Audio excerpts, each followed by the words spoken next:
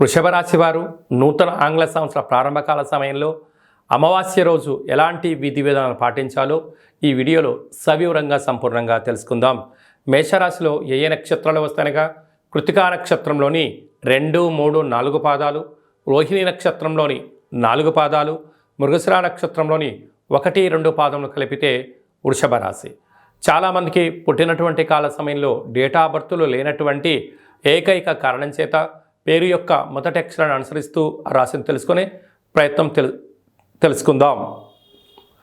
ఏ ఏ అక్షరాలు వస్తాయనగా ఈ, ఉ, ఏ, ఓ, వా, వి, ఉ, వే, ఓ అక్షరాల వారు కూడా వృషభ రాశి జాతకులే.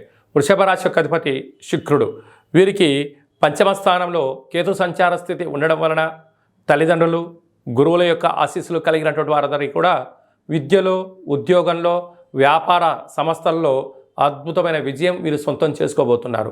నూతనంగా వివాహమైన దంపతులకు పుత్ర, పుత్రిక, సంతాన యోగము. గురువుల మాట, తల్లిదండ్రుల మాట, సన్మార్గమైన బాట ఎవరైతే ఎంచుకుంటారో రాబోయే కాలమంతను కూడా కష్టాలకు స్వస్తి పలికి ఐశ్వర్యానికి, ఆనందానికి, సుస్థిర పరిపాలనకు స్వాగతం పలుకుతారని చెప్పి గమనించాలి.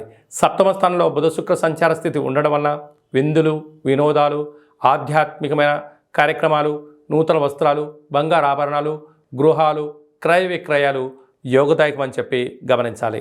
అష్టమంలోనే రవి, అష్టమంలోనే కుజ సంచార స్థితి ఉండడం వలన కుజదోష ప్రభావం కారణం వలన ఎలాంటి పరిస్థితుల్లోనైనా మీ జన్మ నక్షత్రం రోజున అష్టమి అమావాస్య తిథుల యందు దూరావాయు జల ప్రయాణం పెట్టుకోవద్దు. అనేక రకాలమైన వాహన ప్రమాదాలు, ఆరోగ్య ప్రమాదాలు పొంచి ఉన్నాయి, తస్మాత్ జాగ్రత్త.